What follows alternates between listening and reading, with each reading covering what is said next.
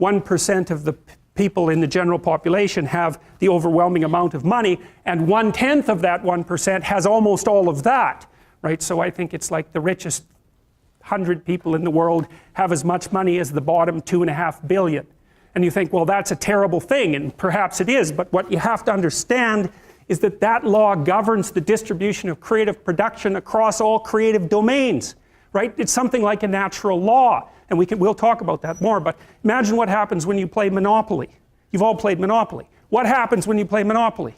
One person ends up with all the money, all right? Then you play another game of Monopoly. What happens? One person ends up with all the money. It's actually the inevitable consequence of multiple trades that are conducted randomly. So if you take 1,000 people and you get them to play a trading game, you each give them $100, say, or $10, and they have to trade with another person by flipping a coin. I win the coin toss, you give me $1, you win, I give you $1. If we all play that long enough, one person will end up with all the money and everyone else will end up with zero.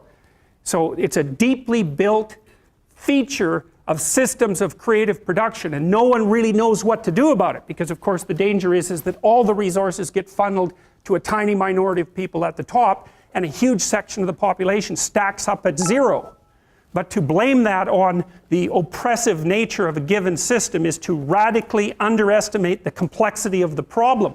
No one actually knows how to effectively shovel resources from the minority that controls almost everything to the majority that has almost nothing in any consistent way, because as you shovel money down, it tends to move right back up, and it's a big problem. Anyways, the reason I'm telling you about that is because after the peasants were granted their land and started to become farmers, a tiny minority of them became extremely successful, and those people produced almost all of the food for Russia and the Ukraine. So what happened in the 1920s when bloody Lenin came along and collectivized the farms was that they defined the kulaks, who were these tiny minority of successful farmers who maybe had a brick house and were able to hire a couple of people and had some land and some livestock and were very productive people.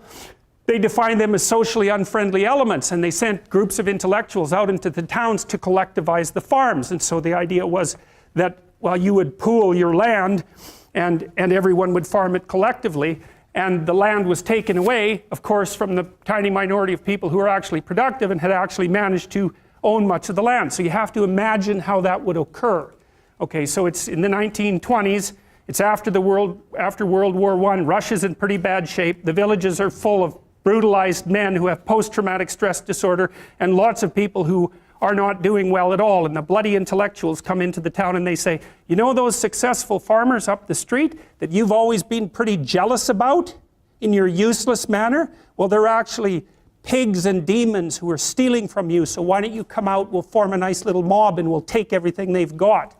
And that's exactly what happened, and all those people were killed or raped or set off to Siberia in the middle of the bloody winter where there wasn't even anything for them anywhere for them to live or anything for them to eat, so they all died. And then the consequence of that was a few years later, 6 million people starved to death in the Ukraine. One of the things that you'll find if you look at creative production in any domain, it doesn't matter, artistic domain, food production, novels written, novels sold, money generated, number of companies generated, number of goals scored in hockey, etc.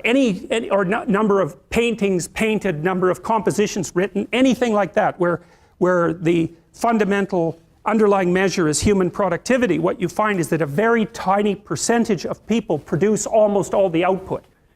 So that means if you have 10 employees, 3 of them do half the work, but if you have 10,000 employees, 100 of them do half the work. Right? It's a very, very vicious statistic. And you won't learn about that in psychology for reasons I have no idea about.